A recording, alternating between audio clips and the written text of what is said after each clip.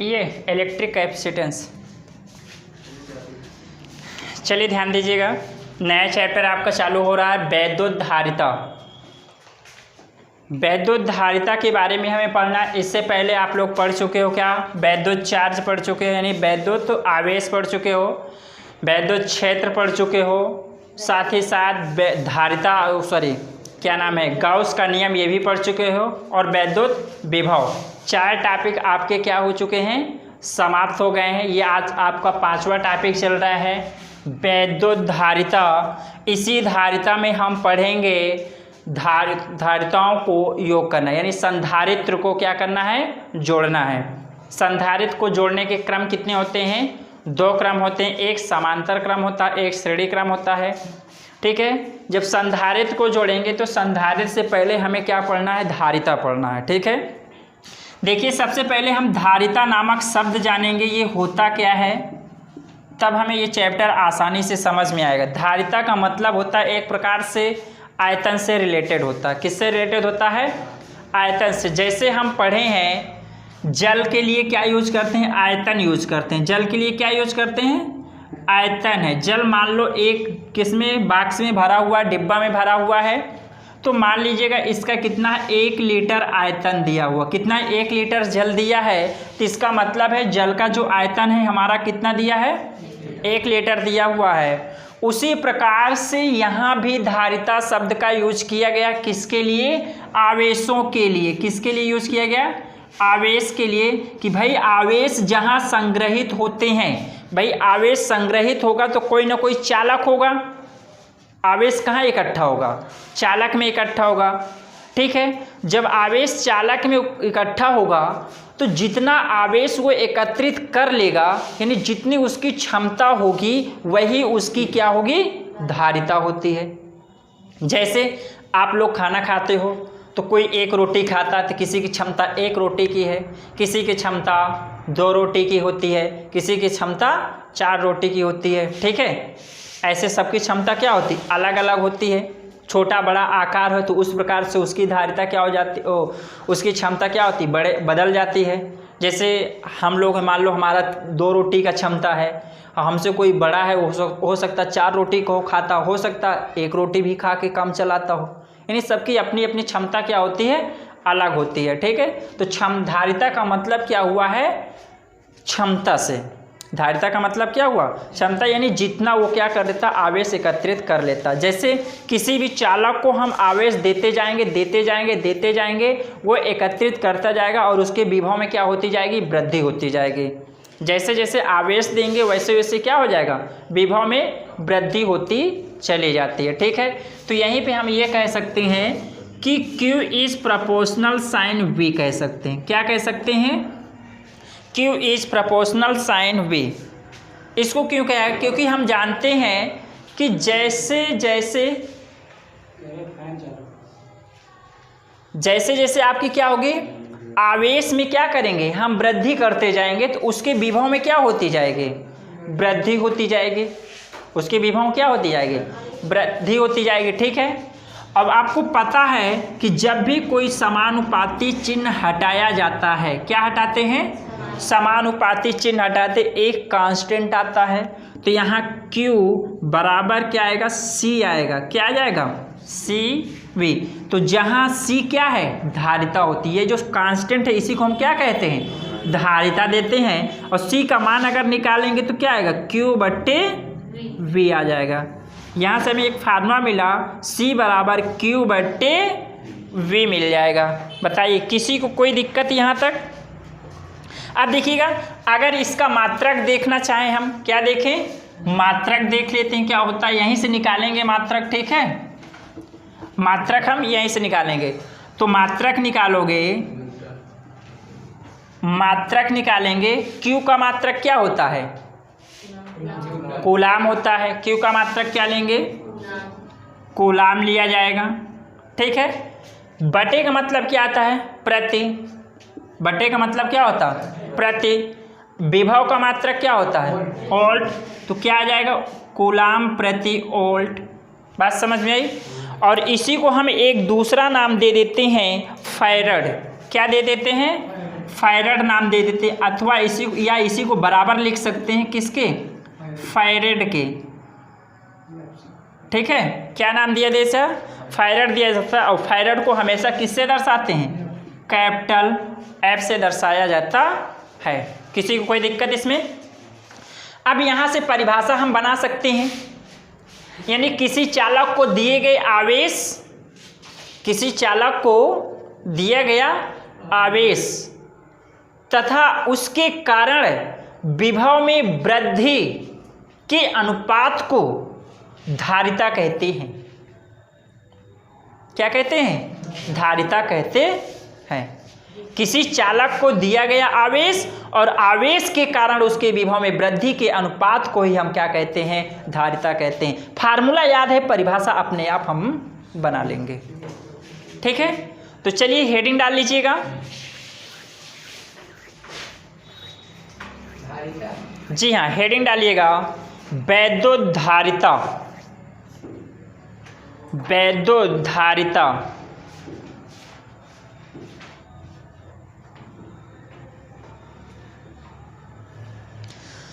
वैद्युतधारिता, इसमें लिख लो किसी चालक की वैद्युत आवेश, किसी चालक की वैद्युत आवेश के संग्रहण करने की क्षमता को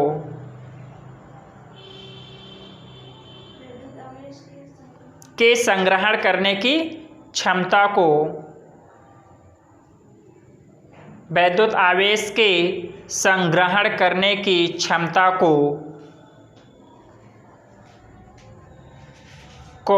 चालक की वैद्युतधारिता कहते हैं।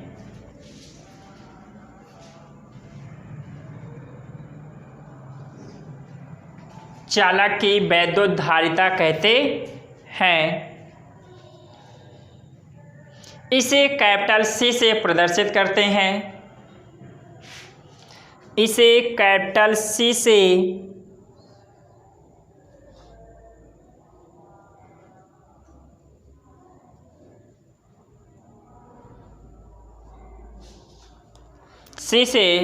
प्रदर्शित करते हैं।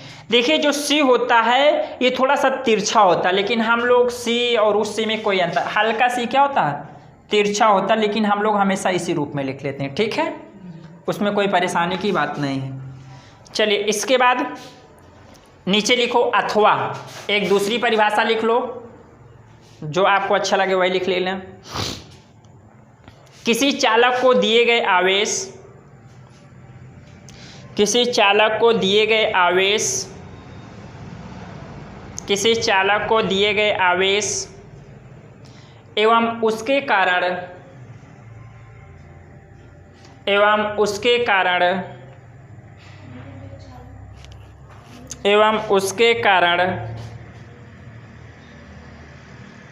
विभव में हुई वृद्धि के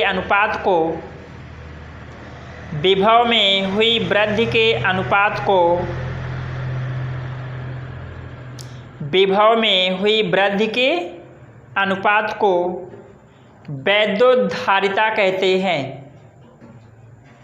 वैद्युतधारिता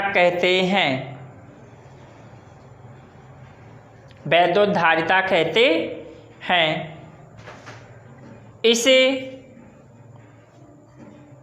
इसे कैपिटल सी से प्रदर्शित करते हैं, जो कि अभी लिखाया गया है, लिखना कोई ज़रूरी नहीं। ठीक है,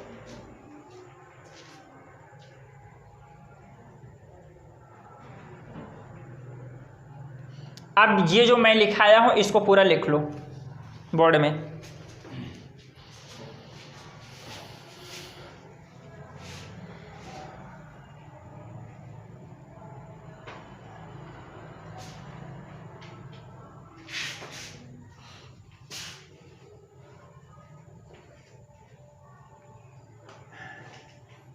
इसके बाद एक लैंग्वेज लिखना है आपको यहाँ।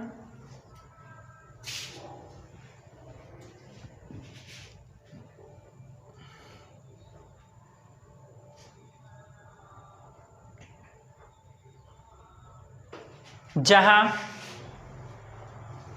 सी जहाँ C एक नियतांक है, C एक नियतांक है जिसे धारिता कहते हैं, जिसे धारिता कहते हैं।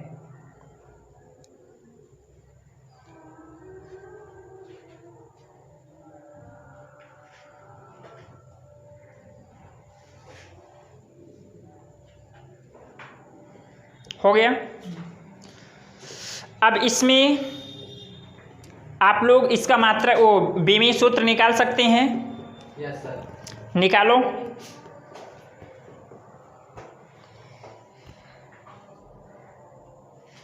बीमी सूत्र निकाल के बताया जाए। चलिए बीमी सूत्र आपको यहाँ पे निकाल के बता देते हैं। रट्टा नहीं मारना, केवल निकाल के सीखना है। अगर निकालना आ जाएगा तो बिल्कुल आसान हो जाएगा। ठीक है, चलिए C बराबर Q बट्टे क्या है, V है। Q को अभी ऐसे रहने दो, V को क्या लिख सकते हैं, W अपान Q पढ़े हैं। ये ऊपर चला जाएगा तो C बराबर क्या बचेगा, Q स्क्वायर बट्टे W। तो C बराबर, C की बीमी सूत्र निकालना है तो Q बराबर की बीमी सूत्र क्या होगा, 80 होता है Q का क्या होता है, 80 का होल स्क्वायर कर देंगे, पावर 2 लगा देंगे। ठीक है, W का क्या होगा, mL2T-2।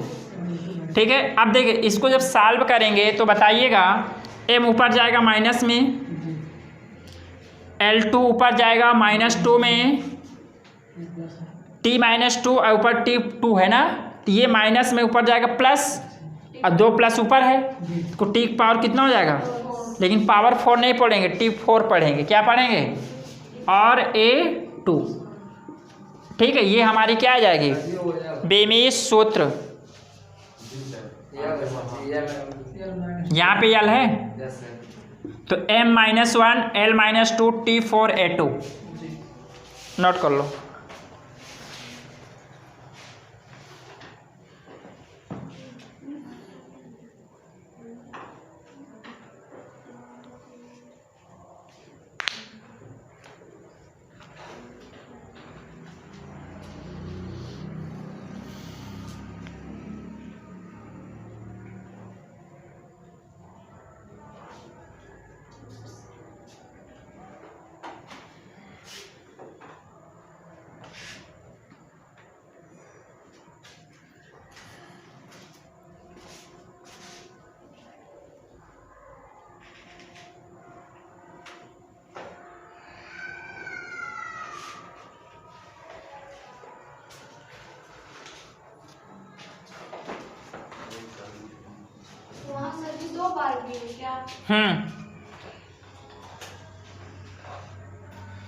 हो गया।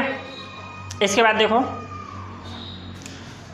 नोट में लिख लो, नोट नंबर 1, ये नोट न्यूमेरिकल के लिए। ठीक है,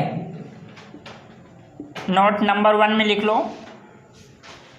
1 माइक्रोफैरेड बराबर 10⁻⁻6 फैरेड। 1 नैनो फैरेड बराबर 10⁻⁹ फैरेड, और 1 पिको फैरेड बराबर 10⁻⁻12 फैरेड। ये तीनों, इसमें सबसे ज़्यादा यूज ये वाला होगा, बाकी ये भी कभी कभी हो सकता है, ज़रूरी नहीं। ये सबसे ज़्यादा यूज होता है, इम्पॉर्टेंट ये, इसको ज़रूर याद रखना। सर ये दूसरा वाला है, 1 नैनो फैरेड बराबर 10⁻⁹ फैरेड।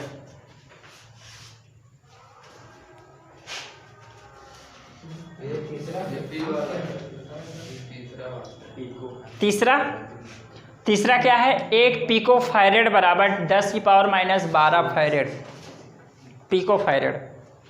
ठीक है, चलिए आगे ध्यान दीजिएगा, आगे नोट में लिख लो,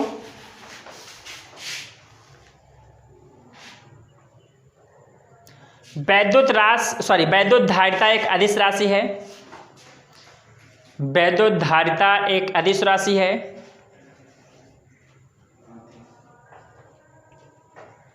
वैद्युत धारिता एक अदिश राशि है।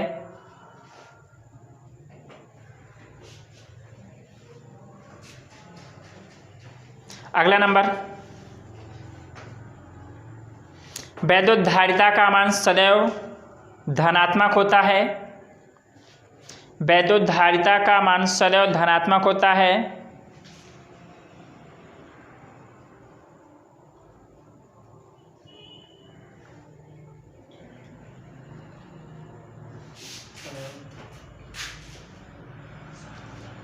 अब जरा ये बताइएगा, ये समान क्यों होगा? बताइए। हमने कहा चिन्ह समान होगा, ठीक, धारिता हमेशा प्लस होगी, क्यों? जरा ध्यान दो यहाँ पे, C बराबर अभी आपने क्यू भी पढ़ा है। हम जानते हैं अगर Q का मान ऋणात्मक है तो विभव भी क्या होगा? ऋणात्मक, क्योंकि विभव अदिश राशि है। विभव निकालते समय आवेश का चिन्ह रखा जाता है, बोलो हाँ। इसके बाद Q का मान अगर प्लस में है तो विभव भी क्या होगा? अब यहाँ बताइएगा, अगर यहाँ माइनस मिला के प्लस, C बराबर प्लस मिला कि नहीं? अगर दोनों प्लस होगा तो प्लस प्लस फिर भी कैंसिल हो जाएगा तो भी प्लस आएगा। इसका मतलब धारिता कभी भी ऋणात्मक नहीं हो सकती है। बात समझ में आई? कोई दिक्कत? अगला पॉइंट इसी में लिख लीजिएगा,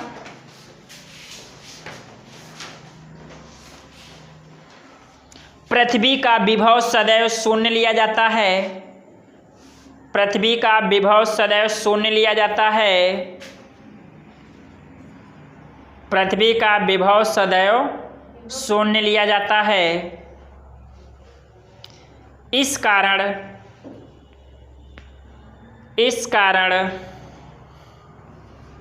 पृथ्वी की धारिता अनंत होती है। इस कारण पृथ्वी की धारिता अनंत होती है।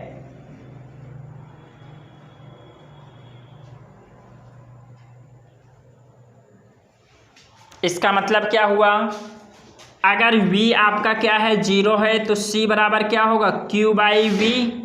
तो Q अपान 0 तो C का मान क्या मिलेगा? किसी के बटे 0 मतलब इनफाइनाइट, अनंत। अतः पृथ्वी की धारिता क्या होगी? अनंत होगी। यानी चाहे जितना आवेश दे दो वो पृथ्वी में क्या हो जाएगा? समा जाएगा। कितना भी आवेश दे दो पृथ्वी में हमेशा क्या हो जाएगा? समा जाएगा। बात समझ में आई? चलिए ये भी नोट कर लो यहाँ पे।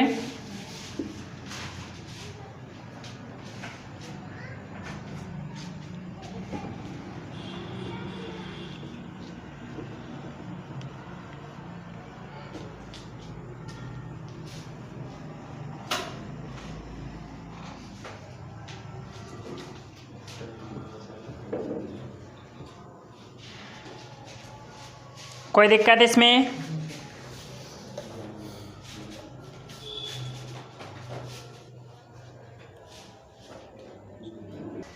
चलिए हेडिंग डालिएगा, किसी विलगित गोली चालक की धारिता। किसी विलगित गोली चालक की धारिता। किसी विलगित गोली चालक की धारिता।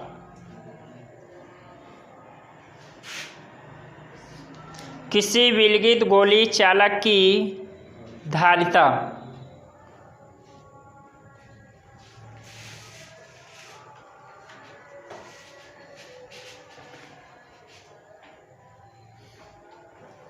इसमें लिख लो,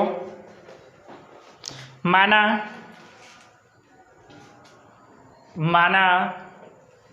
R त्रिज्या का एक गोली चालक, माना R त्रिज्या का एक गोली चालक, R त्रिज्या का एक गोली चालक, एक गोली चालक के परावैद्युतांक वाले माध्यम में रखा है। के परावैद्युतांक वाले माध्यम में रखा है। परावैद्युतांक वाले माध्यम में आवेश रखा है। आवेश रखा है। चालक को आवेश देने पर चालक को आवेश देने पर, चालक को आवेश देने पर चालक के ऊपर, चालक के ऊपर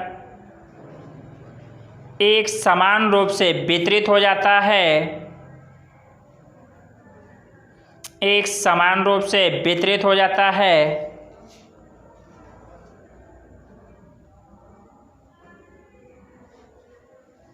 एक समान रूप से वितरित हो जाता है। कोई दिक्कत इसमें? चलिए इसमें ध्यान दीजिएगा।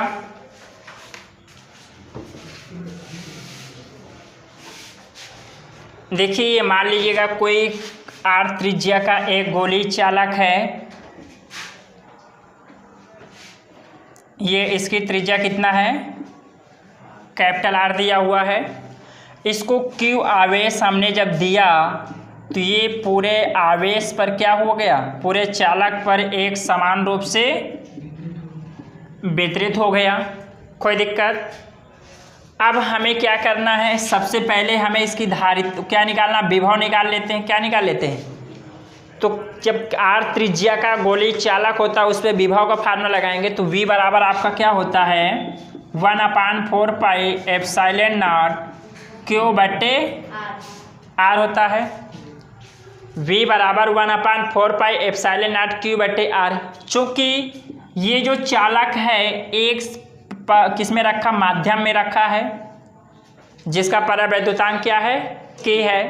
तो यहाँ पे एप्सिलॉन के साथ क्या आ जाएगा? K आ जाएगा। क्या आ जाएगा?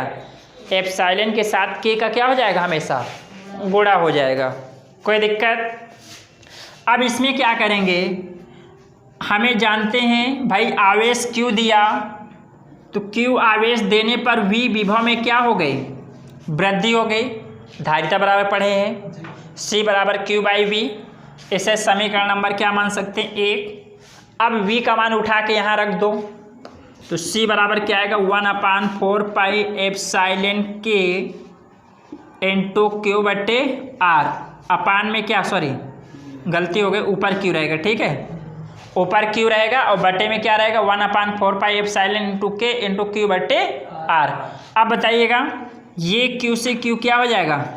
कैंसिल। और ये 4 पाई एप्सिलॉन R कहाँ चला जाएगा? सबसे ऊपर। तो C बराबर क्या होगा? 4 pi epsilon K into R। कोई दिक्कत? यहाँ पे ये क्या आ गया है? फार्मूला आ गया ना। यानी C का जो मान है 4 pi epsilon K into R दिया है। अगर यहाँ पे हमें ये जानकारी मिल रही है कि जो माध्यम दिया है उस माध्यम की, सॉरी जो चालक होगा, अगर चालक की त्रिज्या बड़ी होगी तो धारिता भी क्या होगी? बड़ी होगी। क्यों? क्योंकि C इसके क्या समानुपाती है, गुणे के रूप में लिखा है कि नहीं सबके। तो इसका मतलब त्रिज्या बढ़ती जाएगी तो धारिता भी क्या हो जाएगी? बढ़ती जाएगी। यानी चालक का आकार बढ़ता जाएगा तो धारिता क्या होगी आपकी? बढ़ती जाएगी। ठीक है, और जिस माध्यम का जितना परावैद्युतांक होगा उसकी धारिता भी उतनी क्या हो जाएगी? अधिक होगी। ठीक है, ये नोट कर लो।